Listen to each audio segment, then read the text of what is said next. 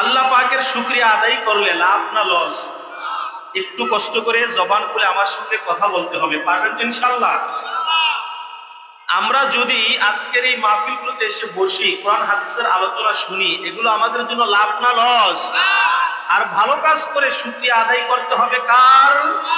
আল্লাহর। আল্লাহ সুবহানাহু ওয়া তাআলার শুকরিয়া সদা সর্বদা আদায় করার দরকার আছে না নাই?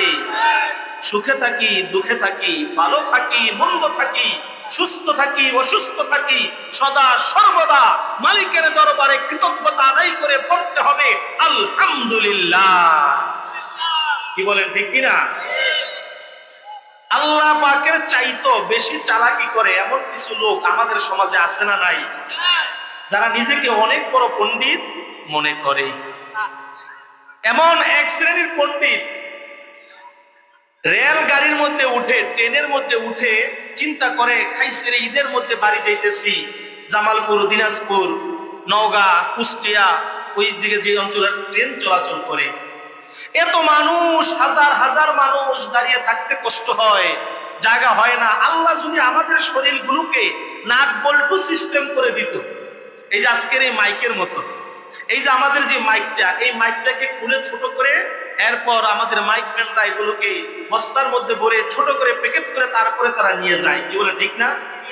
তো ওই লোক ট্রেনের মধ্যে উঠে চিন্তা করে যে আল্লাহ তাআলা যদি আমাদের শরীরের হাত, পা, পেট, মাথা এগুলোকে নাট বল্টু সিস্টেম করে দিত, তাহলে তো এগুলোকে ছোট করে আমরা ব্যাগের মধ্যে রাখতে পারতাম, আর ব্যাগের মধ্যে রাখলে এখানে লোক অনেক বেশি জায়গা হতো। ট্রেনের মধ্যে দাঁড়িয়ে দাঁড়িয়ে এই চিন্তা করতেছে। এই চিন্তায় যখন ব্যস্ত, চিন্তা করতে করতে লোকটা ট্রেনের মধ্যে ঘুমিয়ে গেল। ঘুম থেকে উঠে দেখে আর যে ব্যাগ, ওই ব্যাগ আর ট্রেনের মধ্যে নাই, ব্যাগ ছিনতাইকারী নিয়ে গেছে। ট্রেনে ছিনতাইকারী আছে না নাই? আছে না নাই? ছিনতাইকারী ট্রেন থেকে তার ব্যাগ নিয়ে উধাও। লোকটা এবার সেজদায় লুটে পড়েছে। ও আমার মালিক, আমি যেই চিন্তা করেছিলাম, যদি শরীরটা নাট বল্টু সিস্টেম থাকতাম, আমি যদি হাত খুলে রাখতাম, মাথা খুলে রাখতাম, পা খুলে রাখতাম, চোর যদি ব্যাগের মধ্যে থাকা মাল সামানা সহ আমার হাত, পা, মাথা গুলো নিয়ে যেত, তাহলে তো চিরতরে পঙ্গু হয়ে জীবন যাপন করতে হতো, ঠিক কিনা? মালিকের দরবারে সেজদায় লুটে পড়েছে। মালিক, তুমি যে বলেছো তুমি সবকিছুর মালিক, আল্লাহু আলা কুল্লি শাইইন কাদির, তুমি সর্বশক্তিমান, তোমার মতো শক্তিমান আর কেউ নাই, তোমার মতো ক্ষমতাশীল কেউ নাই।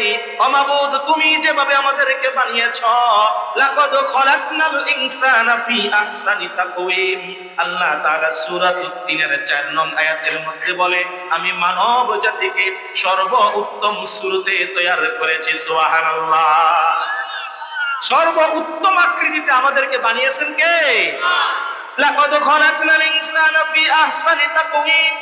বান্দা আয়না দিয়ে নিজের চেহারাটার দিকে তাকায়া দেখো, কতবার চেহারার দিকে তাকাও, কত ক্রিম মাখো, সুনু মাখো, চেহারাটাকে সুন্দর সুন্দর বলে মনের মধ্যে শান্তি লাগে।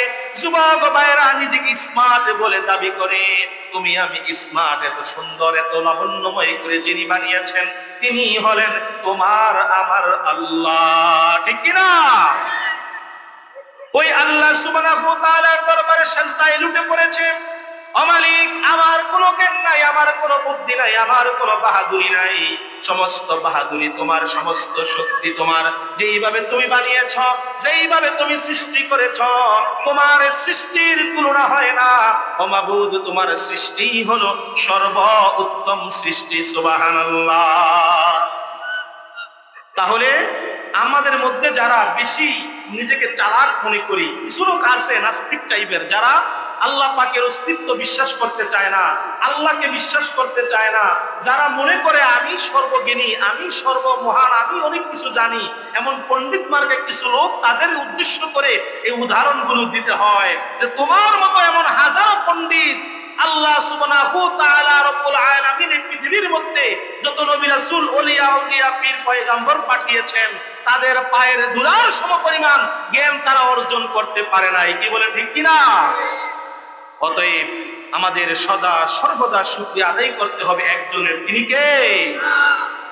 আল্লাহ তাআলা কোরআনুল কারীমের মধ্যে বলেন, وإذ تأذن ربكم لئن شكرتم لأزيدنكم ولئن كفرتم إن عذابي لشديد। ও বান্দা শোনো শোনো, যদি তুমি আমার নিয়ামতগুলো পাওয়ার পরে শুকরিয়া আদায় করো, কৃতজ্ঞতা প্রকাশ করো, তোমার সমস্ত নিয়ামতগুলোকে ডাবলে ডাবল বাড়িয়ে দিবে কে? দানগুলো কাটার পরে সকলে বলি আলহামদুলিল্লাহ। আমাদের আজকের মাহফিলের মেহমানে আলা, প্রধান বক্তা, যিনি আমাদের প্রধান মেহমান, যিনি শত শত হাজার হাজার আলেমের উস্তাদ, যিনি মুনাজিরে মিল্লাত, সারা বাংলাদেশের যিনি সুনামধন্য উস্তাদ, আমাদের মাঝে তাশরিফ এনেছেন আজকের মাহফিলের সম্মানিত প্রধান বক্তা হযরতুল আল্লামা আলহাজ হযরত মাওলানা জাহাঙ্গীর আলম মুজাহিদি সাহেব। সকলে বলে আলহামদুলিল্লাহ। কিছুক্ষণের মধ্যেই হুজুর স্টেজে তাশরিফ আনবেন। অতএব আমি সবাইকে আহ্বান করবো, আমরা এদিক সেদিক যারা আছি এদিক সেদিক ঘোরাফেরা না করে অতি তাড়াতাড়ি চলে আসি। হযরত যখন স্টেজে আসবেন, আমাদের আজকের প্রধান বক্তা যখনই আসবেন তখনই আমি মাইক ছেড়ে দিব, কারণ তিনি হচ্ছেন আমাদের উস্তাদেরও উস্তাদ, তিনি হচ্ছেন আমাদের উস্তাদেরও উস্তাদ। তাকে সামনে রেখে বসা আলোচনা করা, এটা হচ্ছে বেয়াদবি। কি বলেন ঠিক কিনা? উম্মতে মুহাম্মদীর এক নম্বর সবচাইতে বড় গুণ হলো তারা আদবওয়ালা, আখলাকওয়ালা। কি বলেন ঠিক না? আমরা সেই আদব আখলাক নিয়ে মাহফিলে বসবো যতক্ষণ না পর্যন্ত আমাদের প্রধান বক্তা না আসে। অল্প কিছুক্ষণ আপনাদের খেদমতে আলোচনা চলবে ইনশাআল্লাহ। বান্দা, তুমি যখন জমিনে চলে যাও দান কাটার জন্য, গতবার দান হয়েছে 30 মণ, এবার দান হয়েছে 20 মণ। এই জন্য কিছু কিছু বান্দা আছে, কিছু কিছু বান্দি আছে, এত সার দিলাম, এত নিরাইলাম, এত দামি বীজ লাগাইলাম, এরপরও 30 মণের দান কেন 20 মণ হইল? আরেকজনের ক্ষেতের মধ্যে 50 মণ হইল। আল্লাহ শুধু তারই দেয়, তারই দেয়, আমারে কিছু দেয় না। আছে না নাই? আছে না নাই? অসুস্থ হলে, রোগে থাকলে আল্লাহ শুধু আমারই দেখে। বিশেষ করে আমার মা বোনেরা অস্থিরতায় থাকলে, অসুস্থতায় থাকলে, অভাব অনটনের মধ্যে থাকলে বলে আল্লাহ শুধু আমাকেই দেখে, আল্লাহ শুধু আমারই কষ্ট দেয়। পাশের বাড়ির তারা টাকা পয়সা আয় উন্নতি করে অনেক ধনী হয়ে যাচ্ছে, আর আমাদের ঘরের অভাব যায় না, কষ্ট যায় না। আল্লাহ শুধু আমারই কষ্ট দেয়, আল্লাহ কি আর মানুষ খুঁজে পায় না? আছে না নাই? এই কথা বলা যাবে? আল্লাহ তাআলা এই উদ্দেশ্য করে বলেন, লাইন শাকারতুম লাযীদান্নাকুম ওয়া লাইন কাফারতুম ইন্না আযাবি লাশাদীদ। বান্দা, তোমাকে যতটুকু নিয়ামত দিয়েছি, তোমাকে আমি যতটুকু নিয়ামত দান করেছি, নিয়ামতগুলো পাওয়ার পরে যদি তুমি শুকরিয়া আদায় করো, তোমার নিয়ামতকে ডাবলের ডাবল ডাবলের ডাবল বাড়িয়ে দিবে কে? আর যদি বান্দা নিয়ামতের শুকরিয়া আদায় না করো, কৃতজ্ঞতা প্রকাশ না করো, আমি আল্লাহর দরবারে তুমি যদি সন্তুষ্ট না থাকো, শোনো শোনো শোনো, যতটুকু নিয়ামত আমি দিয়েছি ততটুকু নিয়ামত তোমার কাছ থেকে ছিনিয়ে নিয়ে তোমাকে আমি আযাব দ্বারা গ্রেফতার করব। নাউযুবিল্লাহ। এই জন্য সদা সর্বদা আল্লাহ পাকের শুকরিয়া আদায় করতে রাজি আছেন ইনশাআল্লাহ? আল্লাহ তাআলা কবুল করুক বলে আমিন। সম্মানিত হাজিরিন, আজকের এই বেহেশতের বাগানে এত সুন্দর আজিমুশান মাহফিলে আমরা এসেছি। আমাদের চতুর্দিকে হাজার হাজার গাছগাছালি আছে না নাই? আছে না নাই? আমি শুরুতেই আল্লাহ পাকের প্রিয় সৃষ্টি, আমাদের পরিবেশ বান্ধব গাছ, যেই গাছ থেকে আমরা অক্সিজেন নেই, ফল ফুল পাই, যেই গাছ থেকে আমাদের আসবাবপত্র তৈরি হয়, ওই গাছ দিয়ে আমি আপনাদেরকে ছোট্ট একটি উদাহরণ দিয়ে আমার আলোচনায় প্রবেশ করব। আমাদের চতুর্দিকে হাজার হাজার গাছ আছে, একটা গাছের শরীরের মধ্যে 5টা অংশ আছে না নাই? 1 নম্বরে শিকড় আছে না নাই? শিকড় ছাড়া কোনো গাছ আছে? দেখবেন কিছু কিছু গাছের শিকড় এত শক্ত, 5 তলা বিল্ডিং এর উপরে, 10 তলা বিল্ডিং এর উপরে বট গাছ গজায়। আছে না নাই? আপনাদের এলাকায় হয় কিনা? 5 তলা 10 তলা বিল্ডিং এর উপরে বট গাছ এমন ভাবে বিল্ডিংটাকে আঁকড়ে ধরেছে, ইট ভেঙে যায় কিন্তু শিকড় ভাঙে না, ইট ভেঙে যায় কিন্তু শিকড় থেকে ছুটানো যায় না। একটা গাছের এক নম্বরে তার উপাদান হলো তার শিকড়। যেই গাছের শিকড় যত শক্ত সেই গাছ তত মজবুত, ঠিক কিনা? আমার কথাগুলো বুঝবেন। গাছ দিয়ে আমি আপনাদেরকে একটি চমৎকার উদাহরণ দিব, একটু খেয়াল করবেন। যেই গাছের শিকড় যত শক্ত, আমি কিন্তু আপনাদের পাশের এলাকার মানুষ, সোনারগাঁও শম্ভুপুরা 1 নং ওয়ার্ড কাজিরগাঁও গ্রামে আমাদের বাড়ি। আমার আগে যিনি আলোচনা করে গেছেন আরিফ বিল্লাহ সাহেব, তিনিও আমাদের সোনারগাঁয়ের, তারা হচ্ছে পিরোজপুর ইউনিয়নের, আর আমি হচ্ছি শম্ভুপুরা 1 নং ওয়ার্ড কাজিরগাঁও হচ্ছে আমাদের বাড়ি। এই এলাকায় আমাদের অনেক আত্মীয় স্বজন আছে। আমার বড় ভাইকেও বিয়ে করেছি এই আপনাদের এই এলাকায়। সেই হিসাবে আপনারা সবাই আমার আত্মীয় স্বজন, কেউ চাচা, কেউ তালুই, কেউ বিয়াই, সবাই আত্মীয় স্বজন। যদিও আপনাদের সামনে আমি নতুন আলোচনার ক্ষেত্রে, কিন্তু এই এলাকায় আমি অনেক এসেছি। ও আমার মুরব্বী বাবারা, যুবক ভাইয়েরা, বড়দারের মা বোনেরা, একটু বুঝার জন্য উদাহরণ দেই। যে গাছের শিকড় যত শক্ত ওই গাছ তত মজবুত। দেখবেন বন্যা হলে, ঝড় তুফান হলে ওই গাছ ভেঙে পড়ে না, উপরে পড়ে না। তার কারণ তার শিকড় অনেক শক্ত, শিকড় অনেক নিচে চলে গেছে। এই জন্য একটা গাছের 1 নম্বর উপাদান হলো তার শিকড়। 2 নম্বর হলো গাছের মূল কাণ্ড, গাছের শরীর। যেই গাছের শরীর স্ট্রং হয়, শক্ত হয়, ওই গাছের মধ্যে যতই বাতাস আসুক দেখবেন গাছটা বেঁকা হয়ে যায়, কিন্তু ভাঙে না, আসে না নাই। 3 নম্বরে হলো গাছের ডালপালা, গাছের শাখা প্রশাখা। 4 নম্বরে হলো গাছের ফল। আপনি আমি ফল ওরা গাছগুলোকে বেশি যত্ন করি। আম গাছকে বেশি যত্ন করি, লেচু গাছকে আরো যত্ন করি, জাম গাছকে যত্ন করি, কিন্তু বাড়ির পাশে কাবিলা গাছ হয়, ডুমুর গাছ হয়, এগুলোকে যত্ন করি না। এগুলোকে আমরা মনে চাইলেই কেটে ফেলি, ঠিক কিনা? তাহলে আমরা 4 নম্বরে পেলাম ডালপালা, এই ফল, আর 5 নম্বরে হলো এই ফলের ফলাফল। ফলের আবার একটা ফলাফল আছে না নাই? আপনি পাশাপাশি 2টা আম গাছ, একটা আম এত মিষ্টি, আরেকটা আম টক চুকা, এটা মুখে দেওয়া যায় না। কয়দিন পর মালিক কি বলে, এই গাছটা কাট, এইটার মধ্যে পোকে ধরে, এটা টক লাগে, এইটার কাট, এইটা এখানে আরেকটা গাছ লাগা, অথবা এই গাছটার জন্য আরেকটা গাছ বড় হইতে পারে না। তখন এই যে গাছের ফলের ফলাফল, মানে এটার ফলাফল মিষ্টি না, ভালো না, এই জন্য আমরা কি করি, গাছটাকে কেটে ফেলি। একটা গাছের যেমন 5টি অংশ, শিকড়, মূল, কাণ্ড, গাছের ডালপালা, ফল এবং সর্বশেষ ফলাফল, ঠিক তেমনি ভাবে এখানে আমরা যারা এসেছি ইমানদার মুমিন মুত্তাকিন, আমাদের জন্য ঠিক তেমনি ভাবে 5টা জিনিসের দরকার আছে না নাই? 1 নম্বরে গাছের শিকড় হচ্ছে আমাদের ঈমান। লা ইলাহা ইল্লাল্লাহু মুহাম্মাদুর রাসূলুল্লাহ সাল্লাল্লাহু আলাইহি ওয়াসাল্লাম। যার ঈমান যত মজবুত, যার ঈমান যত শক্তিশালী, এই দুনিয়ার মধ্যে সে তত বেশি সাহস নিয়ে টিকে থাকতে পারে, ঠিক কিনা?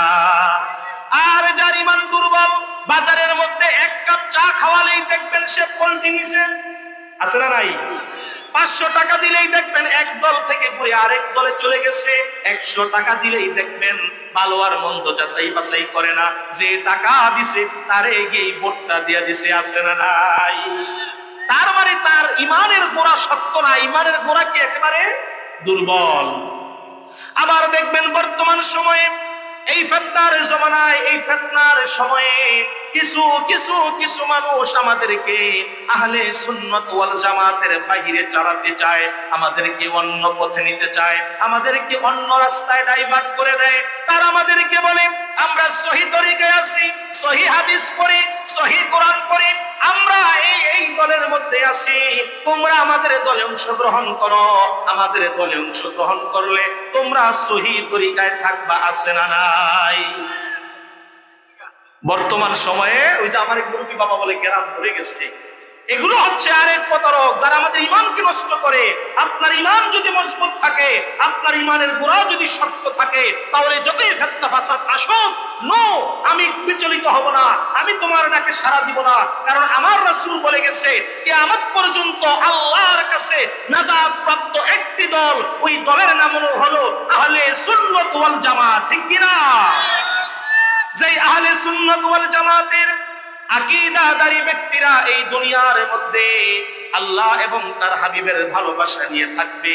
আর ওই আহলে সুন্নাত ওয়াল জামাতের আকীদাদারী ব্যক্তিদেরকে আমার নবী হাউজে কাউসারের পানি পান করাবে, ঠিক কিনা? হাসরে হাবিবের কি শান, পাবে মুমিনে তার প্রমাণ। আল্লাহ গাইবেন যার গুণগান, সদা তারি গোলাম হয়ে থেকো। আরশের চেয়ে প্রিয় দেখবে যদি, দরবারে মদিনা দেখো। আল্লাহরি দরবার দেখবে যদি, ওই রওজা নয়নে দেখো। বলি আমিন। হাসরের মাঠে আল্লাহ সুবহানাহু ওয়া তাআলা তার হাবিবের গুণগান গাইবে, হাবিবের প্রশংসা করবেন, হাবিবের গুণগান গাইবেন, হাবিবের গুণগান গাইবেন। কেন গাইবে না? কারণ হাবিব যতক্ষণ না পর্যন্ত জান্নাতের দরজার মধ্যে পাড়া না দেয়, ততক্ষণ পর্যন্ত পৃথিবীর মধ্যে যত নবী রাসূল আল্লাহ পাঠিয়েছেন, কেউ জান্নাতের মধ্যে ঢোকার সাহস পাবে না, ঠিক কিনা? তো আমরা সেই হাবিবের আহলে সুন্নাত ওয়াল জামাতের আকীদাবদ্ধ হয়ে থাকতে চাই কি চাই না? দুই হাত তুলে আল্লাহকে দেখাই, নারে তাকবীর, নারে রিসালাত, আহলে সুন্নাত ওয়াল জামাত।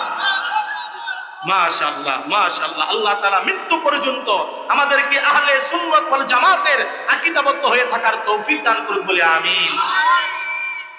প্রিয় হাজিরিন, শিকড় হচ্ছে আমাদের ঈমান, আমাদের বিশ্বাস। আমাদের বিশ্বাস যত মজবুত হবে, শিকড় যত মজবুত হবে, যতই ঝড় আসুক, যতই তুফান আসুক, যতই বান বন্যা আসুক, যতই লোভ আসুক, যতই আমাদেরকে দুনিয়ার লোভ দেখানো হয়, সহি সহি করে যতই লোভ দেখানো হয়, ওই লোভের তালে আমরা পড়বো না, পড়বো না। কেননা আমাদের শিকড় হলো মুহাম্মাদের শিকড়, আমাদের শিকড় হলো নূর নবীজির শিকড়, ঠিক কিনা? এই জন্য শিকড়ের নাম হলো ঈমান। বলেন, শিকড়ের নাম কি? ঈমান। দুই নম্বরে হলো গাছের মূল কাণ্ড। এই মূল কাণ্ডর নাম হচ্ছে এলেম। মূল কাণ্ডর নাম কি? এলেম, জ্ঞান। জ্ঞান অর্জন করতে হবে। আপনি যতই বলেন আমি ইমানদার, আমি ইমানদার, আমি ইমানদার, এখন জ্ঞান না থাকার কারণে আমাদের দেশের কিছু মানুষ বলে যে হুজুর লোকটা সুর হইলে কি হবে, ঈমান ঠিক আছে। আছে না নাই? বলে না যে হুজুর লোকটা সুর হইলে কি হবে, ঈমান ঠিক আছে। আচ্ছা বলেন তো, যে আরেকজনের হক মেরে খায়, তার ঈমান কি থাকে? তার ঈমানের দুর্বলতা আছে না নাই? তা আমরা বলি কি যে হুজুর লোকটা চোর হলে কি হবে, তার ঈমান ঠিক আছে। মূল কাণ্ড হলো আপনার ইলম, জ্ঞান। কোরআন হাদিসের জ্ঞান আপনি যত অর্জন করবেন, সহিহ সুন্নি আকীদা ভক্ত মাদ্রাসাগুলোর মধ্যে গিয়া, ইমাম সাহেবদের কাছে গিয়া, এই ওয়াজ মাহফিলগুলোতে বৈশা নবী প্রেম, নবীর ভালোবাসা দিলে দিলে দিলে দিলে যত অর্জন করতে পারবেন, অর্জন করতে পারবেন, অর্জন করতে পারবেন, তত ইলম হাসিল হবে, ইলম হাসিল হবে। আর ইলম হলো শরীর, শরীর গাছের মূল কাণ্ড। গোড়া যেমন শক্ত, ইলম শিখার কারণে একজন ঈমানদার ঠিক তেমন শক্ত হয়ে যায়, ঠিক কিনা? এই জন্য আমাদের এরকম সুন্নি আকীদার মাদ্রাসাগুলো দরকার, আছে না নাই? বলেন না, আছে না নাই? এই মাদ্রাসাগুলোতে আমাদের সন্তানাদি দিয়ে, আমাদের নাতি নাতগুলো দিয়ে, এমনকি আমরাও মাঝে মাঝে বসে তাদের সঙ্গে সময় দিয়ে কোরআন হাদিস সহিষ্ণুভাবে কোরআন তেলাওয়াত এগুলো আমরা শিখবো। আল্লাহ তাআলা কবুল করুক, বলে আমিন। দুই নম্বরে হলো গাছের মূল কাণ্ড। মূল কাণ্ডর নাম হলো ইলম, মূল কাণ্ডর নাম হলো কোরআন, মূল কাণ্ডর নাম হলো হাদিস। আপনি ইলম অর্জন করবেন, জ্ঞান অর্জন করবেন। আর তিন নম্বরে গাছের ডালপালা, মনে আসেনি? গাছের ডালপালা, এই ডালপালার নাম হলো নামাজ, রোজা, হজ, যাকাত। আছে না নাই? এক ডালের নাম হচ্ছে নামাজ, আরেক ডালের নাম হচ্ছে রোজা, আরেক ডালের নাম হচ্ছে যাকাত, আরেক ডালের নাম হচ্ছে হজ। আপনি এই আল্লাহ পাকের ফরজ বিধানগুলো একজন ঈমানদারের, একজন নবী পাগলের দরকার আছে না নাই? আমাদের মধ্যে কিছু লোক আবার দেখবেন যারা মুখে মুখে আশিকে রাসূল বলে মুখে ফেনা তুলে ফেলি, কিন্তু নামাজের বেলায় পাওয়া যায় না, আছে না নাই? এগুলোর কারণে আমাদের বিতর্কিত হতে হয়। তারপরে বিভিন্ন ভণ্ড তরিকায়, ভণ্ড আকীদায় তারা যুক্ত হয়ে ওই জায়গায় গিয়ে নাচ গান, ঢোল তবলা সেজদা এগুলো করে আজকে সুন্নিয়াতকে তারা বিতর্কিত করতেছে, আছে না নাই? ইসলামে এগুলো কখনো প্রশ্রয় দেয় না। ইসলাম বলেছে তোমার এই কপাল একমাত্র কার জন্য? আল্লাহ পাকের জন্য। তোমার সবকিছু হবে আল্লাহর জন্য। তুমি আল্লাহর জন্য নিজেকে উৎসর্গ করে দিবে। তোমার নামাজ, তোমার রোজা, ইন্না সলাতি ওয়া নুসুকি ওয়া মাহইয়ায়া ওয়া মামাতি লিল্লাহি রাব্বিল আলামিন, সুবহানাল্লাহ। আমার নামাজ, রোজা, কুরবানি, হজ, যাকাত সবকিছু কার জন্য? আল্লাহর জন্য। এই জন্য ঢাল পড়া হলো নামাজ, রোজা, হজ, যাকাত।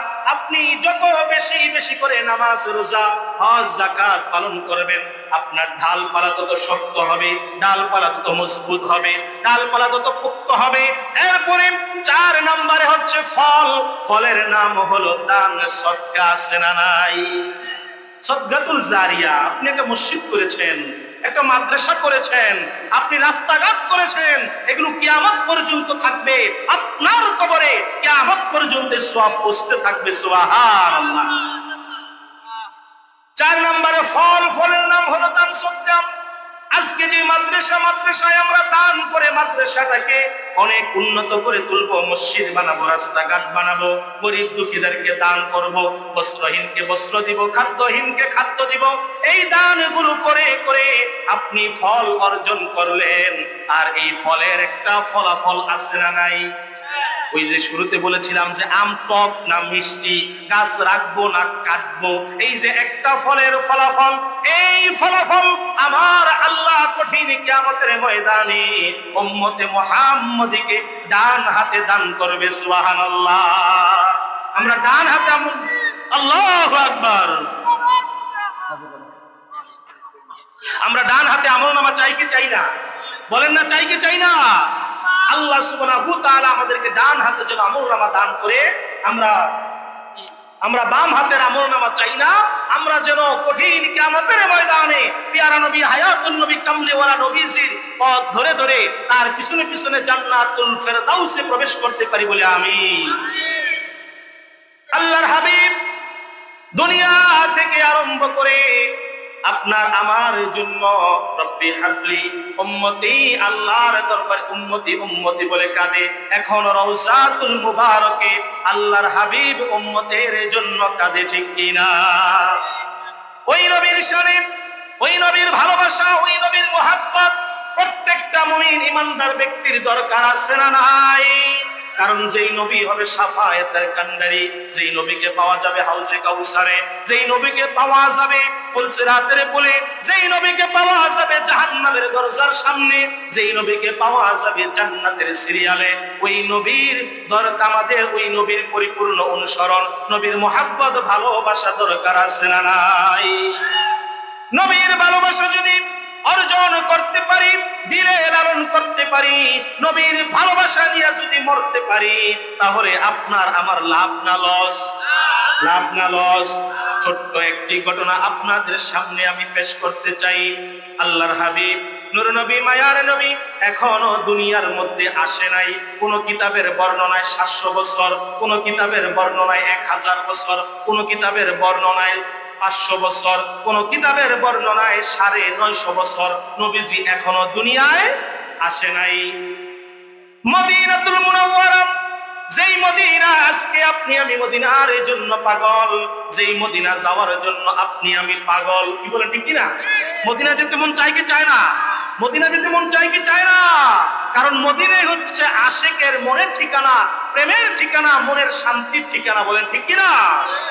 ভালোবাসার জায়গা মদিনা, ভালো লাগার জায়গা মদিনা, ভালো ভালোবাসার জায়গা মদিনা, ভালো লাগার জায়গা। এত সুন্দর জায়গা কোথাও দেখি না, এত সুন্দর জায়গা কোথাও দেখি না, বানায়াছেন শাহে রব্বানা, ভালোবাসার জায়গা মদিনা, ভালো লাগার জায়গা মদিনা, ভালোবাসার জায়গা মদিনা। ঠিক কিনা? এই মদিনা মুনাওয়ারা এখনো পর্যন্ত মদিনা মদিনা হয় নাই, মদিনা মদিনা হয় নাই। মদিনা নামের অর্থ হলো শহর। বলেন মদিনা অর্থ কি? শহর। আমরা যেমন বলি, আপনাদের এইটা পড়ছে গজারিয়া থানায় নাকি? গজারিয়া থানায়, গজারিয়া থানায় যদি আমি শহর দেখতে চাই আমাকে যেতে হবে ববের চর, নাকি ভুল বললাম? যেতে হবে ববের চর। যদি আমি বলি গজারিয়ার শহর কোনটা, আপনি যদি সোনারগাঁয়ের শহর দেখতে চান আপনাকে যেতে হবে মোগরাপাড়া চৌরাস্তা, ঠিক কিনা? আপনি যদি নারায়ণগঞ্জ শহর দেখতে চান আপনাকে যেতে হবে চাষারা। আমরা যেমন বলি শহর শহর, ঢাকা শহর, নারায়ণগঞ্জ শহর, ঠিক তেমনি ভাবে মদিনার নাম হলো শহর। এই জন্য মদিনা বলার সময় বলতে হয় মদিনা শরীফ। সুবহানাল্লাহ। মদিনা শরীফ মানে সম্মানিত শহর। কি শহর? সম্মানিত শহর। পৃথিবীর মধ্যে সবচেয়ে সম্মানিত শহরের নাম হলো মদিনাতুল মুনাওয়ারা। সুবহানাল্লাহ। ওই মদিনা এখনো মদিনা হয় নাই। মদিনা হওয়ার, আল্লাহর হাবিব দুনিয়ায় আগমন করার 1000 বছর, কোন কিতাবে 950, কোন কিতাবে 700 বছর পূর্বে ইয়ামেনের একজন বাদশা ছিল, যে বাদশার নাম হলো আসলাম ইবনে তুব্বা, যাকে তুব্বা নামে সবচাইতে পরিচিত, সবাই এক নামে চিনে। ইয়ামেনের বাদশা তুব্বা সিরিয়া সহ শাম সহ বিভিন্ন অঞ্চল জয় করার পরে তিনি যখন এই মদিনার পাশ দিয়ে যাচ্ছেন, যে মদিনার নাম এখনো মদিনা হয় নাই, তিনি এই মদিনা শহরটাকে একটু ভালো লাগার কারণে, পছন্দ হওয়ার কারণে এই শহরটাকেও তিনি জয় করলেন। শহরটাকে জয় করে শহরের মধ্যে তিনি তার সঙ্গে থাকা 400 ওই সময়কার আলেম, ওই সময়কার আসমানি কিতাবের আলেম, প্রায় 400 আলেম সহ আর শত শত সৈন্যবাহিনী সহ তিনি এই মদিনার মধ্যে কিছুদিন অবস্থান করলেন এবং তার ছেলেকে এই মদিনা মুনাওয়ারার নেতৃত্ব দিয়ে এখানে তিনি রেখে গেলেন। ইয়ামেনের বাদশা তুব্বা সন্তানকে মদিনা মুনাওয়ারার মধ্যে রেখে তিনি তার দরবারে চলে গেলেন, কারণ তিনি যেহেতু বাদশা তার তো অনেক কার্যক্রম আছে, তিনি চলে গেলেন। কিন্তু কিছুদিন পর মদিনা মুনাওয়ারার যাযাবরের লোকেরা, যাদের ছিল ছিনতাই, চুরি, রাহাজানি, মারামারি ছিল যাদের 1 নম্বর পেশা, তারা ওই তুব্বার বাহিনীদের উপরে আক্রমণ করে ইয়ামেনের বাদশা তুব্বার সন্তানকে তারা দুনিয়া থেকে নিহত করে দেয়। ইয়ামেনের বাদশা তুব্বার কাছে যখন খবর যায় আমার সন্তানকে মেরে ফেলেছে, বাদশা এতটাই রাগান্বিত হয়ে গেল, এতটাই গুসা হয়ে গেল, রাগের চোটে এখন তিনি সিদ্ধান্ত নিলেন আমি এই শহরটাকেই রাখবো না, এই শহরটাকেই একেবারে টুকরো টুকরো করে ধ্বংস করে দিব। নাউজুবিল্লাহ। আমি এই শহরটাকেই আর রাখবো না, শহরটাকে আমি শেষ করে দিব, ধ্বংস করে দিব। আমার সন্তানকে এখানে মেরে ফেলা হয়েছে, অতএব এত বড় স্পর্ধা, আমি আর এইটা শহরটাকে রাখবোই না। এই সিদ্ধান্ত নিয়ে, এই মনোভাব নিয়ে তিনি যখন সৈন্যবাহিনী সাজাতে লাগলেন যে সবাই প্রস্তুত হও, তলোয়ার নাও, ঢাল নাও, বল্লম নাও, তীর নাও, ধনুক নাও, আমরা মদিনার দিকে আক্রমণ করব। ওই শহরটার মধ্যে আক্রমণ করে ওই শহরটাকে আমরা চূর্ণ বিচূর্ণ করে দিব, ওই শহরটাকে আর রাখবো না। এমন সময় সিদ্ধান্ত নিতে দেরি, তার সঙ্গে থাকা যে আলেমরা ছিল, কিতাবী আসমানি আলেম, এই আলেমরা ডাক দিয়ে বলে, ও বাদশাহ নামদার, আপনি যে শহরটাকে ধ্বংস করতে যাচ্ছেন, এই শহরটা কুসমিন কালেও আপনি ধ্বংস করতে পারবেন না। সুবহানাল্লাহ। কেন? কেন পারবো না? কারণ আমি তো বাদশাহ, আমি তো কত শহর আমি এই দখল করে আমি জয়লাভ করেছি, এই শহরটা আমি কেন পারবো না? তার সঙ্গে থাকা কিতাবী আলেমরা বলে আপনি এই জন্য পারবেন না, কারণ আমরা আসমানি কিতাবগুলোর মধ্যে দেখেছি এই শহরের মধ্যে এমন একজন লোক তাশরীফ আনবেন, আগমন করবেন, হিজরত করবেন, যিনি হবেন আখিরি জমানার নবী, যিনি হবেন সাইয়্যিদুল মুরসালিন, খাতামুন নবিয়্যিন, রাহমাতাল লিল আলামিন, দু জাহানের বাদশা, উম্মতের কান্ডারি নবী, কামলিওয়ালা মায়ার নবী, যাকে না বানাইলে আল্লাহ কুল কায়নাত কিছুই বানাইতো না, কিছুই বানাইতো না। ওই নবী এই শহরের মধ্যে হিজরত করে আসবেন এবং এই শহরের একটা মাটি আছে, যেই মাটিকে বলা হয় আল্লাহ পাকের জান্নাতের টুকরা। ওই জান্নাতের টুকরা রওজাতুল মদিনার মধ্যে হবে রাসূলের রওজা মুবারক। সুবহানাল্লাহ। আপনি পারবেন না এই শহরকে ধ্বংস করতে, কারণ এই শহরটাকে সংরক্ষণে হেফাজতে রেখেছেন কে? আল্লাহর হাবিব বলেন, কিয়ামতের আগে দাজ্জাল যখন প্রকাশ পেয়ে যাবে, সমস্ত শহরগুলো দাজ্জাল তার আন্ডারে নিয়ে আসবে, তার আয়ত্তে নিয়ে আসবে, কিন্তু আমার মদিনার মধ্যে দাজ্জাল ঢুকতে পারবে না। যতগুলো প্রবেশের রাস্তা দিয়ে দাজ্জাল মদিনা ঢুকতে চাইবে, আল্লাহ পাকের আসমানি ফেরেশতারা দাজ্জালের সঙ্গে যুদ্ধ করে, জিহাদ করে মদিনা থেকে তাড়ায়া দিবে। সুবহানাল্লাহ। এই জন্য নিরাপদ শহরের নাম হলো মদিনা শহর, ঠিক কিনা? এটা হলো নিরাপদ, এখানে আপনি পারবেন না। ও বাদশাহ, আপনি এই চিন্তা মাথা থেকে ফেলে দেন। আপনার ছেলে চলে গেছে, শহর ভাঙলেই তো আপনি পাবেন না। অতএব এই শহরে আক্রমণ করলে আপনার অস্তিত্ব শেষ হয়ে যাবে, আপনার অস্তিত্ব বিলীন হয়ে যাবে। অতএব আমরা চাই না আপনি এত বড় সমস্যার সম্মুখীন হন, কারণ এই শহরের মধ্যে আল্লাহর হাবিবের রওজা মুবারক হবে। সুবহান। বাদশাহ নামদার ওই শহরের মধ্যে প্রবেশ করলো। ঠিক আছে, এই শহরে যেহেতু আখিরি জমানার নবী আসবে, শেষ জমানার পয়গম্বর এই শহরের মধ্যে আগমন করবে, হিজরত করে এই নবীজি এই শহরের মধ্যে আসবে। অতএব এই শহরটাকে আমি একটু সুন্দর করে সাজাতে চাই এবং আমি একটু অপেক্ষা করতে চাই। তার দিলের মধ্যে নবীর প্রতি ভালোবাসা দিয়ে দিয়েছেন কে? এখনো নবী আসে নাই, এখনো নবীর দাওয়াত পায় নাই, এখনো কালিমার দাওয়াত পায় নাই, এখনো কোরআনের দাওয়াত পায় নাই, কিন্তু মনের মধ্যে ভালোবাসা দিয়ে দিয়েছেন কে? আর আমাদের দেশের মধ্যে, বর্তমান বিশ্বের মধ্যে এক শ্রেণীর মুনাফিক মার্কা মুসলমান, যারা ঈমান আছে, কালিমা পড়ে, কোরআন পড়ে, হাদিস পড়ে, এরপর নবীজিকে মনে করে আমাদের মতো সাধারণ মানুষ আছে না নাই? আছে না নাই? নবীজিকে মনে করে আমাদের মতো সাধারণ মানুষ। নাউজুবিল্লাহ। যেটা আল্লাহর হাবিব এখনো দুনিয়ার মধ্যে আগমন করে নাই, বাদশার মনের মধ্যে নবীজির প্রতি ভালোবাসা হয়ে গেছে। আমি সংক্ষিপ্ত করে বলছি, যেহেতু কিছুক্ষণের মধ্যেই আমাদের মাঝে আমাদের প্রধান মেহমান চলে আসবে। সম্মানিত হাজিরিন, বাদশার মনে যখন ভালোবাসা অর্জিত হলো, বাদশা তাকিয়ে দেখলো আমি যেই 400 আলেম ওই শহরের মধ্যে রেখে এসেছিলাম, ওই শহরের মধ্যে 400 আলেম সবাই যার যার মতো করে এক একটা ঘর বানিয়ে নিছে, এক একটা ঘর বানিয়ে নিছে। কিরে তোমরা ঘর বানাইলা কেন? কয় আমরা ঘর বানাইছি এই জন্য, কারণ এই শহরটার মধ্যে আখিরি জমানার নবী, রাহমাতাল লিল আলামিন নবী হিজরত করে চলে আসবে। ও বাদশা, আপনি যদি আমাদেরকে নিয়ে যেতে চান, আমরা যাব না। আপনি যতই বলেন মরে গেল, এই শহরের মধ্যেই আমরা মরব, ঠিক কিনা? এখন বাদশা দেখলো যে আমার সমস্ত আলেমদের কথা তো একমত, তারা হচ্ছে কিতাবী আলেম, তারা আগেকার যুগের নবীদের উপরে যে কিতাব নাজিল হয়েছে, তাওরাত, জাবুর, ইনজিল সহ আসমানি ছোট বড় যে কিতাবগুলো নাজিল হয়েছে, ওই কিতাবের তারা আলেম, ওই কিতাবের পণ্ডিত, তারা তো সাধারণ কথা বলতে পারে না। ও আমার আলেমেরা, ও আমার পণ্ডিত ব্যক্তিবর্গরা, তোমরা আমাকে আরেকটু খুলে বলো। এবার আলেমেরা ডাক দিয়ে বলে, বর্তমান এই শহরটার নাম হলো ইয়াসরিব। বলেন না, শহরটার নাম কি? মদিনার প্রাচীন নাম কি? ইয়াসরিব। কিন্তু আমার নবী, কামলিওয়ালা নবী, দু জাহানের বাদশা নবী যখন হিজরত করে এই মদিনাতে, এই শহরের মধ্যে আসবে, তখন এই শহরের নাম ইয়াসরিব থাকবে না, এই শহরের নাম হয়ে যাবে মদিনাতুল মুনাওয়ারা। সুবহানাল্লাহ।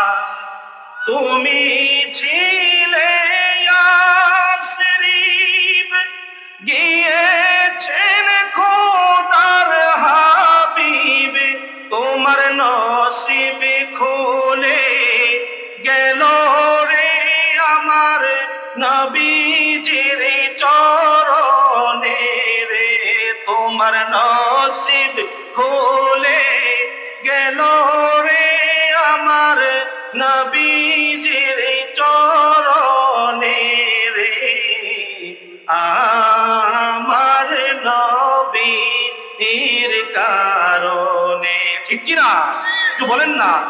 মদিনার মাটি রে তুই যে বড় খাঁটি রে, আহা ও মদিনার তুই যে বড় খাঁটি রে,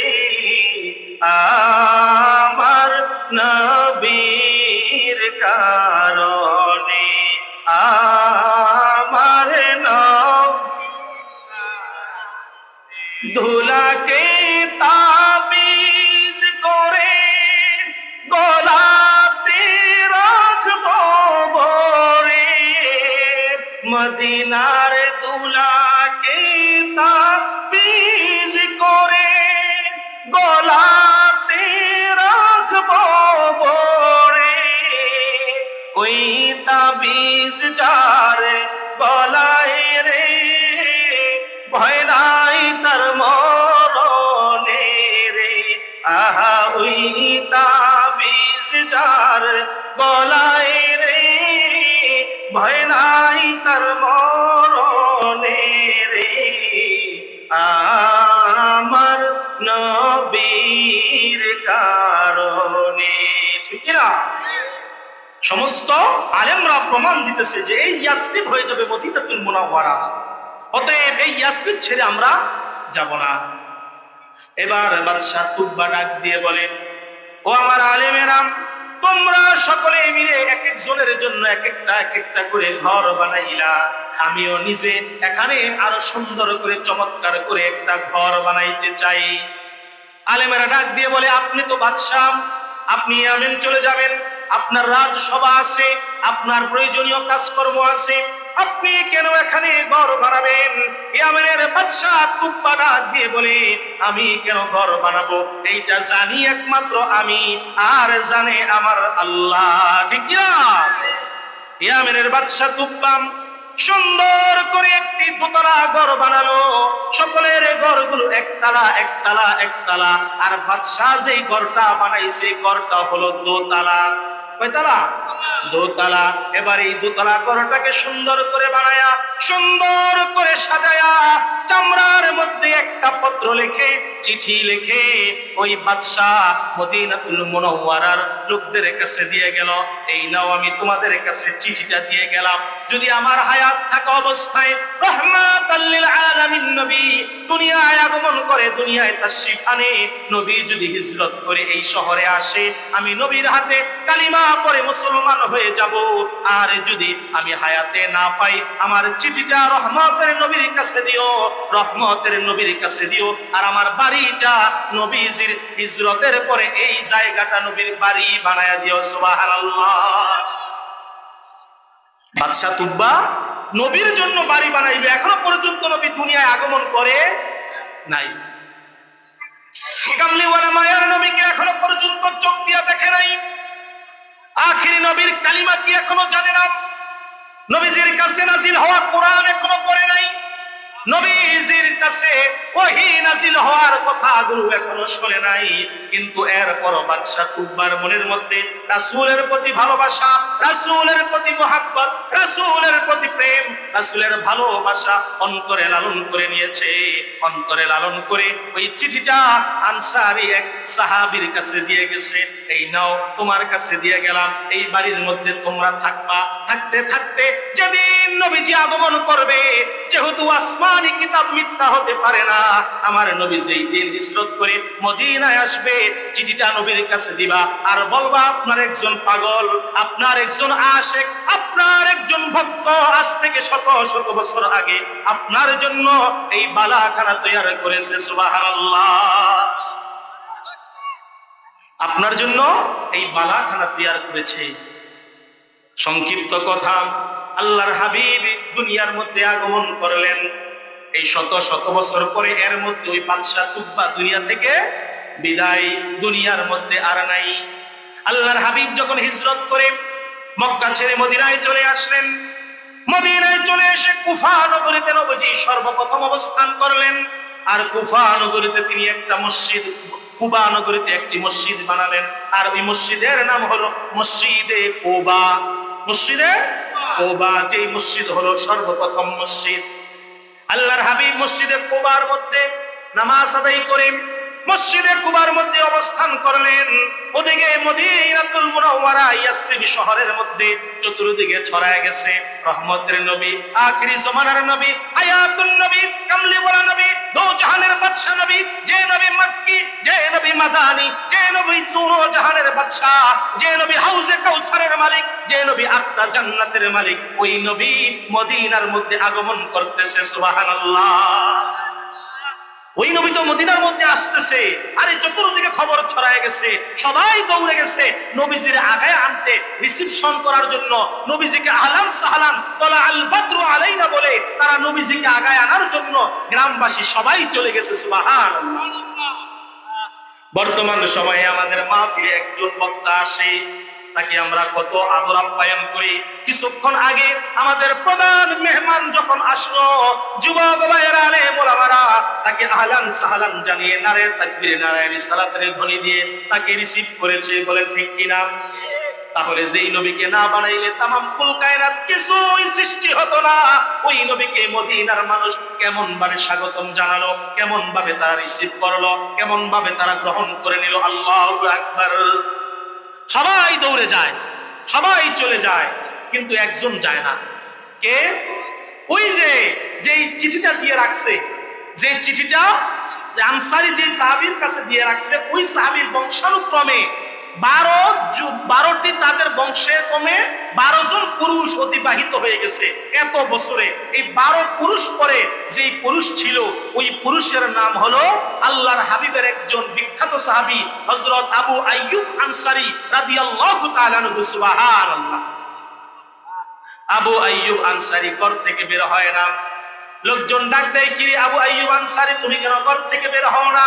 তুমি কি খবর পাও নাই মদিনা মুনাওয়ারার একেবারে কাছাকাছি, ইয়াসরিবের কাছাকাছি নবীজি চলে এসেছে?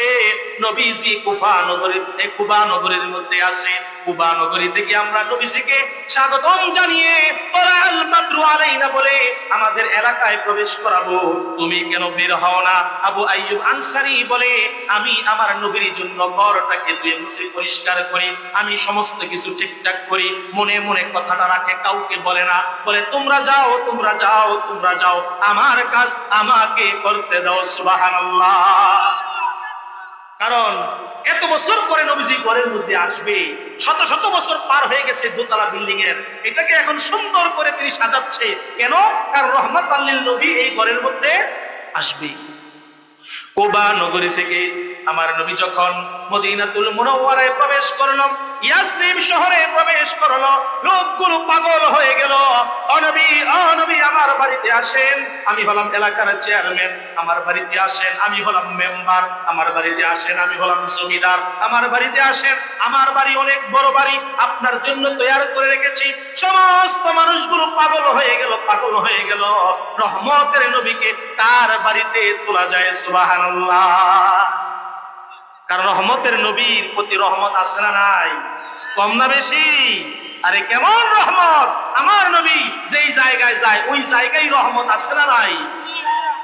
এখন ওই মানুষগুলো তো পাগল, মানুষগুলো পাগল পারা যে হারে আমার নবীকে তাড়াতাড়ি আমাদের বাড়িতে নিয়ে যাই, মেহমান আমার বাড়িতে করি। কারণ আমি যদি নবীকে আমার বাড়িতে নিতে পারি, ইতিহাস স্বর্ণাক্ষরে লেখা থাকবে যে হিজরত করে নবীজি আমার বাড়িতে সবার আগে ঢুকছে। কি বলেন ঠিক কিনা? এই জন্য তারা পাগল হয়ে গেছে। আল্লাহর হাবিব বলেন, ও আমার সাহাবীরা, ও আমার প্রাণ প্রিয় মদিনাবাসী, ইয়াসরিববাসী, ও আমার প্রিয়, তোমরা আমাকে যেইভাবে স্বাগতম জানিয়েছ, তোমরা আমাকে যেইভাবে রিসিভ করেছো, আমি মুগ্ধ হয়ে গেছি, আমি একেবারে তো মাতোয়ারা হয়ে গেছি। কিন্তু আমি তো সবার বাড়িতে উঠতে পারবো না, আমি কার বাড়িতে যাব, আমি কোথায় যাব, এইটা নির্ধারণ করবে আমার আল্লাহ। আমার আল্লাহ নির্ধারণ করবে।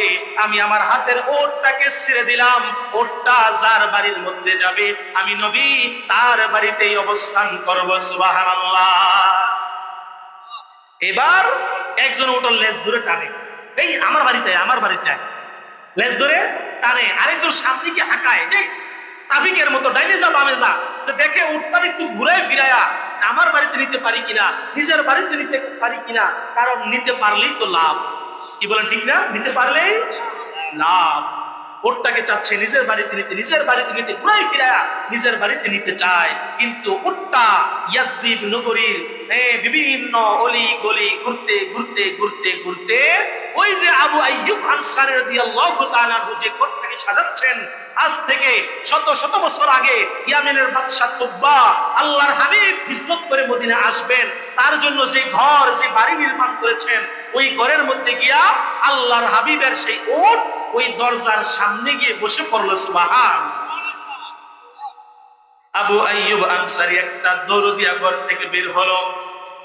ওগো রাহমাতাল লিল আলামিন, ওগো প্রাণের নবী, মায়ার নবী, আজ থেকে শত শত বছর আগে ইয়ামেনের বাদশা তুব্বা আপনার জন্য একটা পত্র লিখে গেছে। এই পত্রটা আপনার হাতে দিতে বলছে। বংশানুপরাক্রমে এই পত্রটাকে আমি বুকের মধ্যে লালন করে রেখেছি। আমার দাদা, আমার বাবা, তারা আমাকে ওসিয়ত করে গেছে এই পত্রটা যেন আপনার হাতে দেই। এই যে সেই পত্র আল্লাহর হাবিব সঙ্গের সাথীকে দিল। পত্রটা পড়ে দেখে ইয়ামেনের সেই বাদশা তুব্বা বলতেছে, ওগো প্রাণের নবী, রাহমাতাল লিল আলামিন নবী, আমি মনে হয় আপনাকে পেলাম না, আমি মনে হয় আপনাকে দেখতে পারলাম না, আপনার আনিত ইসলাম ধর্ম গ্রহণ করতে পারলাম না। কিন্তু আপনি মনে শুনে রাখেন, আপনি জেনে রাখেন, আপনাকে যদিও আমি না দেখেছি, না দেখেই আপনার প্রতি, আপনার প্রভুর প্রতি আমি ঈমান আনলাম। সুবহানাল্লাহ। এবং আপনার ভালোবাসায়, আপনার মহাব্বতে, আপনার প্রেমে, আপনার মহাব্বতে পাগল পারা হয়ে আমি আপনার জন্য একটা হাদিয়া, এই গরিবের হাদিয়াটা আপনি গ্রহণ করে নেবেন। আমার এই বাড়িটাকে আপনার মদিনার সর্বপ্রথম বাড়ি হিসেবে কবুল করে নেবেন। সুবহানাল্লাহ। আল্লাহর হাবিবের প্রতি কেমন ভালোবাসা, আল্লাহর হাবিবের প্রতি কেমন মহাব্বত, ওই মহাব্বত আমাদের অন্তরে লালন করার দরকার আছে না নাই? বলেন না, আছে না নাই? ওই মহাব্বত যদি অন্তরে লালন করতে পারি, তাহলেই আপনার আমার এই দুনিয়াও সফল কাম, আখিরাতও সফল কাম। এই জন্য আল্লাহর হাবিবের মহাব্বত অন্তরে বেশি করে লালন করতে হবে, নবীজিকে স্মরণ করতে হবে, বেশি বেশি করে নবীজির প্রতি দুরূদ পড়তে হবে, এবং নবীর ভালোবাসা অন্তরে এমন ভাবে লালন করতে হবে, আল্লাহর কাছে বলতে হবে, আল্লাহ, মৃত্যুর আগে একবার হলেও আমার নবীজির চেহারা মুবারক আমার নয়নের সামনে এনে দিও, বলে আমিন। দয়াল নবী গো তুমি মরণ কালে দিও আমায় দেখা। চাই কি চাই না? বলেন না বাবা, চাই কি চাই না? একটু মনটা নরম করে দেন, একটু মনটা নরম করে দেন।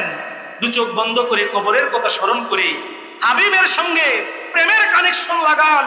ইয়া রাসূলুল্লাহ, জীবনে কত পাপ করেছি, কত অন্যায় করেছি, আজকের মাহফিলে তওবা করে গেলাম, প্রেমের ভালোবাসা নিয়ে যেন মরতে পারি, মৃত্যুর আগে একবার হলেও আপনার চেহারা মুবারক যেন দেখতে পারি। হাবিবের চেহারা মুবারক যে দেখতে পারবে, জাহান্নামের আগুন তার জন্য চিরতরে হারাম করে দিবে কে?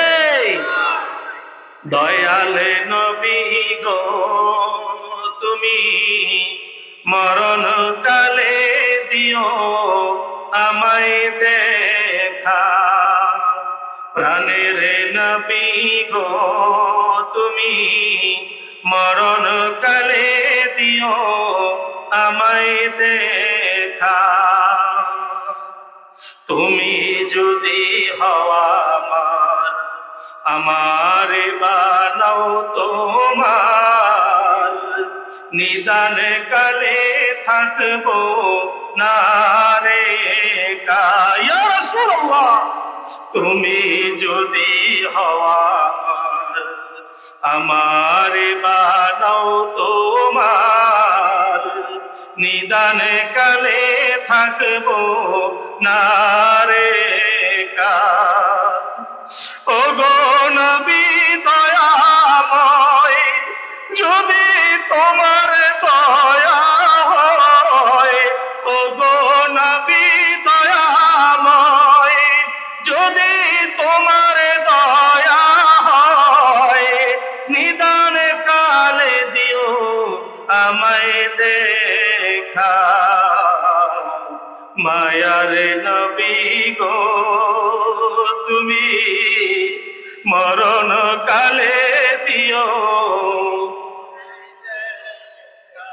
দয়াল নবী গো তুমি মরণ কালে দিও,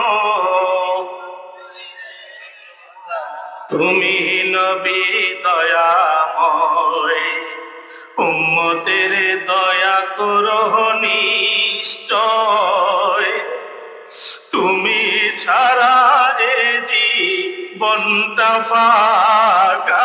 ইয়া রাসূলুল্লাহ, তুমি নবী দয়াময় দয়া করো নিশ্চয়, তুমি ছাড়া এ জীবনটা ফাঁকা, তুমি রহমতের নবিয়া সাইয়্যিদুল আম্বিয়া, রহমতের নবিয়া সাইয়্যিদুল আম্বিয়া, এ গোলাম রে নেও না একবার দেখে, দয়াল নবী গো তুমি মরণ কালে দিও আমায় দেখা,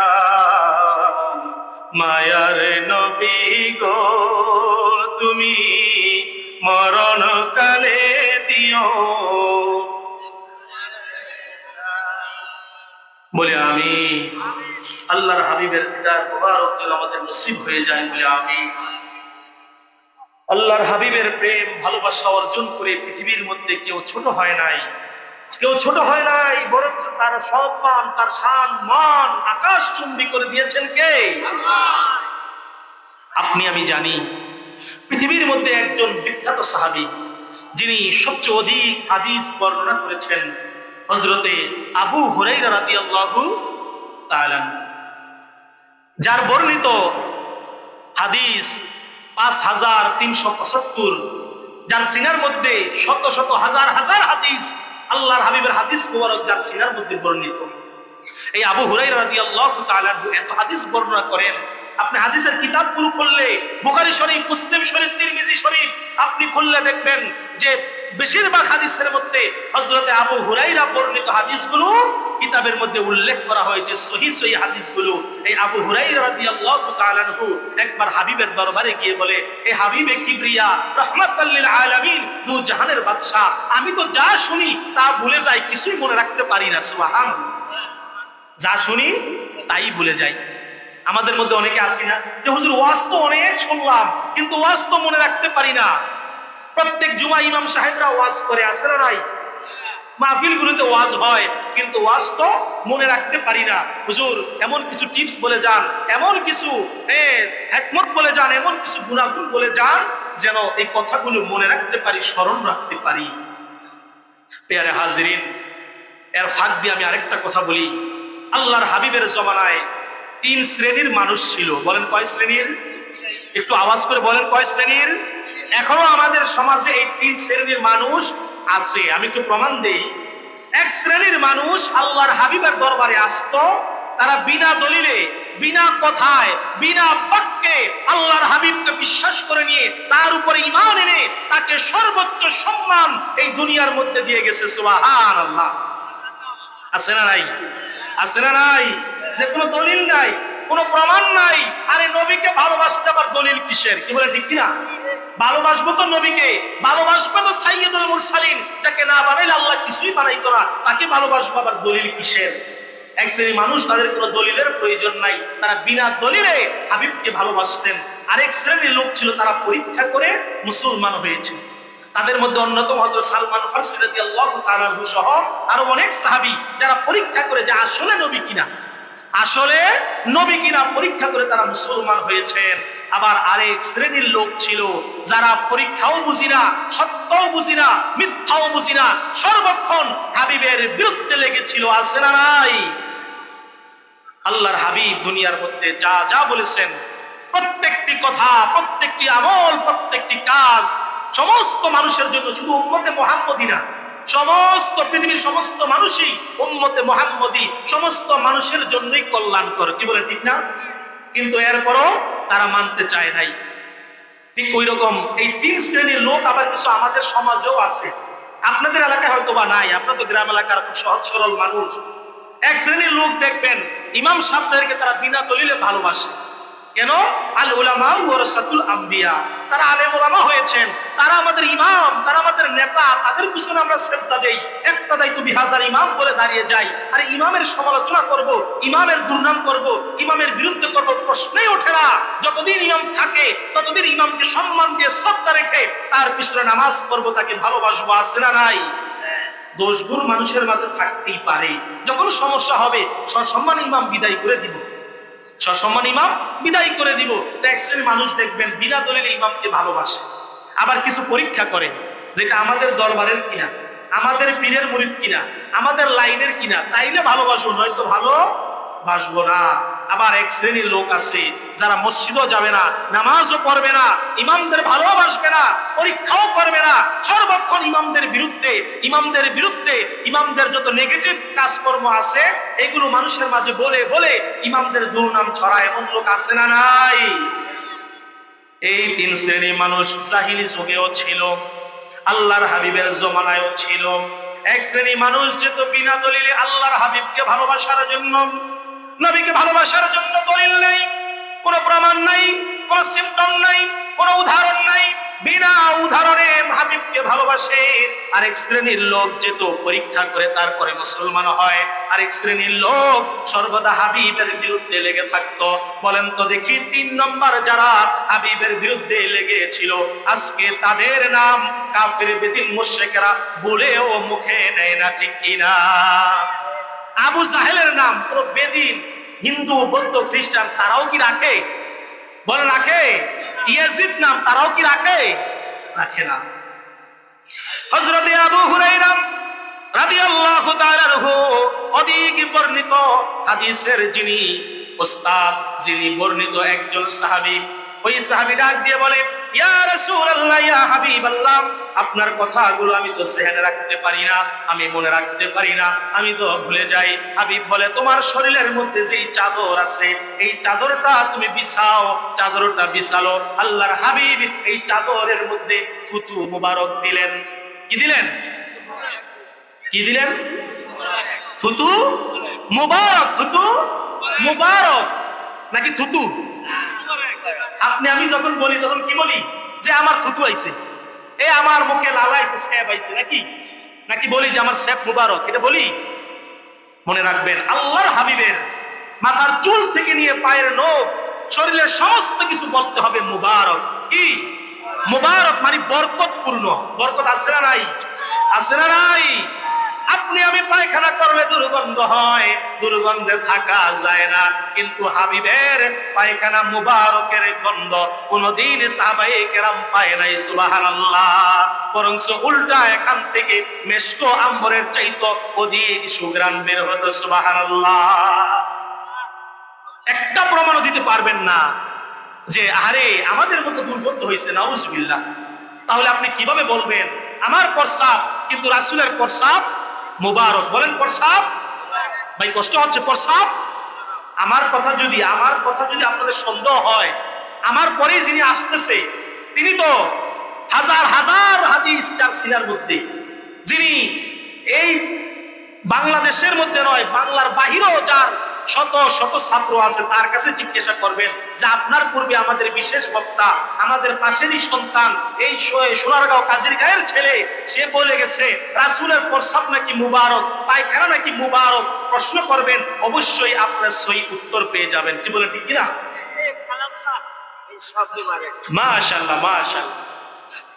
আল্লাহর হাবিবের পায়খানা মুবারক, প্রস্রাব মুবারক, শরীর মুবারক, ঠিক তেমনি ভাবে থুতু, বলেন না থুতু মুবারক। হযরতে আবু হুরায়রাকে বলল, তুমি চাদরখানা বিছাও। আবু হুরায়রা শরীরের চাদরটা বিছালো। চাদরটা বিছানোর পরে আল্লাহর হাবিব থুতু মুবারক দিলেন, লালা মুবারক চাদরের মধ্যে দিলেন। চাদরের মধ্যে দেওয়ার পরে বলে, ও হুরায়রা, এই চাদরটাকে এবার শরীরের মধ্যে জড়ায় নাও। আবু হুরায়রা শরীরের মধ্যে জড়ায় নিল। হযরতে আবু হুরায়রা বলে, যতদিন থেকে ওই চাদরটাকে আমি শরীরের মধ্যে জড়িয়েছি, ততদিন থেকে আমার মৃত্যু পর্যন্ত আমি যত কথা শুনেছি, যত কথাগুলো শুনেছি, আল্লাহর হাবিবের জবান থেকে যত কথাগুলো আমি শুনেছি, সমস্ত কথাগুলো আমার ব্রেনের মধ্যে রেকর্ড হয়ে গেছে। সুবহানাল্লাহ। সে আবু হুরায়রা বলে, ওগো আল্লাহ, আপনার কাছে আমি দুইটা দোয়া করি। কয়টা? দুইটা। এক হচ্ছে 7 হিজরির আগেই আমাকে আপনি মরণ দিয়েন। 7 হিজরির আগেই আমাকে আপনি মরণ দিয়েন। আর 2 নম্বর হচ্ছে নাবালেকের ক্ষমতা, নাবালেকের শাসন আমাকে দেখায়েন না। সেই আবু হুরায়রা, যার সিনার মধ্যে হাজার হাজার হাদিস, যার চাদরের মধ্যে আল্লাহর হাবিবের থুতু মুবারক, সেই আবু হুরায়রা আল্লাহর কাছে দোয়া করে, আল্লাহ 7 হিজরির আগে আপনি আমাকে দুনিয়া থেকে নিয়ে নিয়েন, আপনি আমাকে 7 হিজরি পর্যন্ত দুনিয়ায় হায়াত দিয়েন না, আর আমাকে নাবালকের শাসন দেখায়েন না। এখন আমাদের সমাজে নাবালকের শাসন আছে না নাই? একটু বলেন, আছে না নাই? আপনাদের এলাকায় হয়তো বা নাই। এখন দেখবেন মুরব্বীদেরকে আর মানে না। সোনার বাংলার সোনার ছেলেরা এখন নিজেরাই এক একজনে এক একটা কেডার, ঠিক কিনা? এগুলো আদব নয়, এগুলো আদব নয়। আদব হচ্ছে আপনি আপনার সন্তানকে আদব শেখান, যেন আপনার সন্তান বাহিরের সমস্যাগুলো মুরব্বির মাধ্যমে, আপনার মাধ্যমে, উস্তাদের মাধ্যমে, গার্জিয়ানের মাধ্যমে সমাধান করে। কি বলেন, ঠিক কিনা? কিন্তু এখন আমাদের সমাজে হয়ে গেছে গ্রুপিং, কিশোর গ্যাং। আমাদের 10-12 জন, 5-6 জন ছেলে একত্রিত হতে পারলেই একটা দল হয়ে যায়, ঠিক কিনা? এগুলো হচ্ছে কিয়ামতের আলামত, এগুলি হচ্ছে কিয়ামতের আলামত। আল্লাহর হাবিব বলেন, কিয়ামতের আগে নাবালকের শাসন চালু হয়ে যাবে, নাবালকের শাসন শুরু হয়ে যাবে, নাবালকের নেতৃত্ব শুরু হয়ে যাবে। আর ফাহিশা কাজ করে, ফালতু কাজ করে মানুষ টাকা উপার্জন করবে, আর ফালতু জিনিস মানুষ বেশি বেশি করে দেখবে। আছে না নাই? এখন টিকটক করে টাকা কামায়, আছে না? কি করে? টিকটক করে। আর আমাদের দেশের কিছু প্রতিবন্ধী মার্কা সাংবাদিক আছে, এগুলোকে আমি প্রতিবন্ধী বলি, সাংবাদিক না, সাংঘাতিক। প্রতিবন্ধী মার্কা কিছু সাংবাদিক আছে, যারা আবার খবরে, টেলিভিশনে প্রচার করে অমুক এলাকার অমুক ব্যক্তি মানুষদেরকে হাসিয়ে, মানুষদেরকে রঙ্গরস করে মাসে টিকটকে লক্ষ লক্ষ টাকা উপার্জন করে। বলেন নাউজুবিল্লাহ। আছে না নাই? দেখবেন খবরে আবার দেখায়, মানে আপনাদেরকে উৎসাহিত করে। কোথায় চলে গেছে দুনিয়া! দুষ্টমি করে, ফাজলামি করে, এগুলো ভিডিও আপলোড দিয়ে, এগুলো দিয়ে লক্ষ লক্ষ টাকা উপার্জন করে, আর ওগুলোই আমরা দেখি। এই জন্য আমি প্রায় সময় বলি, এখন আর এই আমাদের দেশের সব জায়গায় এখন সবচাইতে বড় যেই বক্তা প্রধান বক্তা ছাড়াই গেছে, বিশেষ বক্তা ছাড়াই গেছে, প্রধান আকর্ষণ ছাড়াই গেছে, সবচেয়ে বড় বক্তা, ওই বক্তার নাম হলো ইউটিউব বক্তা। আছে না নাই? আছে না নাই? ইউটিউবের মধ্যে টিপ দিলেই দেখবেন একটার পর একটা, একটার পর একটা, একটার পর একটা। কেউ সহি হাদিস, কেউ সহি কোরআন, কেউ আহলে হাদিস, কেউ আহলে কোরআন, কেউ শিয়া, কেউ লামাযহাবী, এইরকম বিভিন্ন ফিতনার, বিভিন্ন তরিকার লোক দেখতে দেখতে দেখতে দেখতে এখন ইউটিউব বক্তার পিছনে ঘুরে আর বাংলার বক্তাদের ভালো লাগে না। আছে না নাই? এখন মাহফিল করতে গেলে, দাওয়াত দিতে গেলেই বলে, হুজুর ইউটিউবে আপনার ওয়াজ আসেনি, ঠিক না? আর মানুষও কি করে, পোস্টার দিকে বক্তার নাম সার্চ দেয়, দেখি তো মুফতি মাহবুব আলম সিদ্দিকী। আবার এখন তো আরো সহজ, কিছু মুরব্বী বাবারা মুখে বলে মুফতি মাহবুব আলম সিদ্দিকী, এই যে হুজুরের ওয়াজ চলে আসে। হ্যাঁ, এখন তো আমরা কি এই ইউটিউব দেখে দেখে আমরা হই মুফতি, ইউটিউব থেকে মাওলানা, ইউটিউব থেকে বক্তা। নির্বাচন। মনে রাখবেন, আল্লাহর কিতাব, রাসূলের কিতাবগুলো কাদের মধ্যে বহন করে করে যারা আলেম হয়েছে, ওলিয়া উলিয়ার সান্নিধ্যে গিয়ে যারা দ্বীনি ইলম শিখেছে, যারা ইলমে শরীয়ত, ইলমে মারিফত অর্জন করেছে, তারাই হচ্ছে একমাত্র প্রকৃত আলেম। কি বলে, ঠিক কিনা?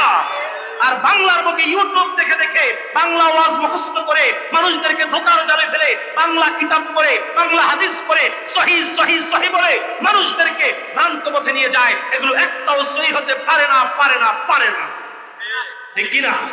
এগুলো একটাও সহি হতে পারে না। এই জন্য মনে রাখবেন, আপনাকে যতই বলুক যে সহি সহি সহি, আপনি আপনার পরিচিত আহলে সুন্নাত ওয়াল জামাতের আকীদাবদ্ধ ইমামের কাছে যান, আপনার মহল্লার ইমামের কাছে যান, মাদ্রাসার আলেমের কাছে যান, বা সহি সুন্নি আকীদার যারা আলেম ওলামা আছে তাদের কাছে যান, গিয়ে আপনি সমাধান নেন। এটাই হচ্ছে বাস্তবতা। আপনি সমাধান নেন। আপনার রোগ হয়েছে, ট্রিটমেন্ট করতে হবে, আপনি ডাক্তার চেঞ্জ করেন। যদি এক ডাক্তার না হয় আরেক ডাক্তারের কাছে যান। দুনিয়ার বেলায় বুঝি, আখিরাতের বেলায় কেন বুঝি না? কেন বুঝি না? অতএব আমরা যেন বুঝতে পারি। যেই কথা বলতেছিলাম, হযরতে আবু হুরায়রা রাদিয়াল্লাহু তাআলা আনহু, নবীজির এত বড় বিখ্যাত একজন সাহাবী, আল্লাহর কাছে দোয়া করে কয়টা? ভুলে গেছেন কয়টা? এক নম্বর, 60 হিজরির আগে তুমি আমার মরণ দিও, আর নাবালেকের শাসন দেখাইও না। আল্লাহর হাবিবের সাহাবী আল্লাহর দরবারে দোয়া করেছে, ওগো আমার আল্লাহ, 60 হিজরির আগে আমার মরণ দিও। দুনিয়ার মধ্যে 60 হিজরি আমরা দেখতে চাইলাম। আপনি আমি জানি 61 হিজরিতে কারবালার প্রান্তরে ইমাম হুসাইন রাদিয়াল্লাহু তাআলা আনহু, যাকে সপরিবারে ইয়েজিদের বাহিনী নির্মমভাবে কারবালার প্রান্তরে শহীদ করেছেন, ঠিক কিনা? যারা শাহাদাতের পেয়ালা পান করেছেন, আবু হুরায়রা এই জন্য আল্লাহর কাছে দোয়া করে, ওগো আল্লাহ, ওগো আমার মালিক, ওগো রহমান, ওগো রহিম, ওগো ক্ষমাশীল, ওগো করুণাময়, তোমার কাছে ফরিয়াদ, ওই 60 হিজরির আগেই আমার মরণ দিয়া দিও। আমি ওই ঘটনাগুলো দেখতে পারবো না, যেই মাঠের মধ্যে নবীর পরিবার, নবীর আহলে বাইতদেরকে, যাদেরকে দুনিয়ার মধ্যে তুমি সর্বোচ্চ সম্মান দিয়েছ, তাদেরকে নির্মমভাবে শাহাদাত করবে। ওই জিনিসগুলো আমি হুরায়রার কলিজার মধ্যে সইবে না। অতএব তোমার দরবারে ফরিয়াদ, ওই 60 হিজরির আগেই আমার তুমি মরণ দিও। কিতাবের বর্ণনায় পাওয়া যায় 59 হিজরিতে আবু হুরায়রা দুনিয়া থেকে বিদায় নিয়েছেন। সুবহানাল্লাহ। আল্লাহ তার দোয়া কবুল করেছেন যে 60 হিজরির আগে আমার মরণ দিও। আল্লাহ 59 হিজরিতে তাকে দুনিয়া থেকে নিয়ে গেছে। আর ইয়েজিদের শাসনকে তিনি নাবালেকের শাসন বলেছেন। ইয়েজিদের শাসনকে নাবালেকের শাসন বলেছেন, যে আল্লাহ, তুমি নাবালেকের শাসন আমারে দেখাইও না। নাবালেকের শাসন এই দুনিয়ার মধ্যে প্রতিষ্ঠিত হওয়ার আগেই আমাকে তুমি নিয়ে যাইও। আল্লাহ তাআলা তার দোয়া কবুল করেছেন। সম্মানিত হাজরিন, এই কথাগুলো বলার উদ্দেশ্য হলো, তারা কেমন ভাবে আহলে বাইতদেরকে ভালোবাসতো, তারা কেমন ভাবে রাসূলকে ভালোবাসতো, তারা কেমন ভাবে রাসূলের প্রেম প্রীতি মহব্বত অর্জন করতে করতে করতে করতে কলবটাকে নবীর কলবের সঙ্গে লাগায়া, মনটাকে নবীর সঙ্গে লাগায়া, নবীর জন্য চিরতরে নিজের জীবনটাকে কুরবান করে দিয়েছেন। সুবহানাল্লাহ। হাবিবের আরেকজন বিখ্যাত সাহাবী হযরতে আবু যর গিফারি রাদিয়াল্লাহু তাআলা আনহু, যে আবু যর গিফারি রাদিয়াল্লাহু তাআলা আনহুকে জিবরাইল এসে বলে, আল্লাহ আবু যরকে সালাম দিয়েছে। সুবহানাল্লাহ। আল্লাহ যদি একজন ব্যক্তিকে সালাম পাঠায়, যে রাসূলকে গিয়া বলো আপনার ওই সাহাবীকে আল্লাহ সালাম দিয়েছে, তাহলে ওই সাহাবীর দাম বাড়ে না কমে? বাড়ে না কমে? এখানে আপনারা যারা আছেন যদি বলে যে আজকে বাংলাদেশের প্রধান উপদেষ্টা অথবা রাষ্ট্রপতি আপনাদেরকে সালাম দিয়েছে, অমুক ব্যক্তিকে সালাম দিয়েছে, দাম বাড়ে না কমে? বাড়ে। সকলে বলি নারে তাকবীর।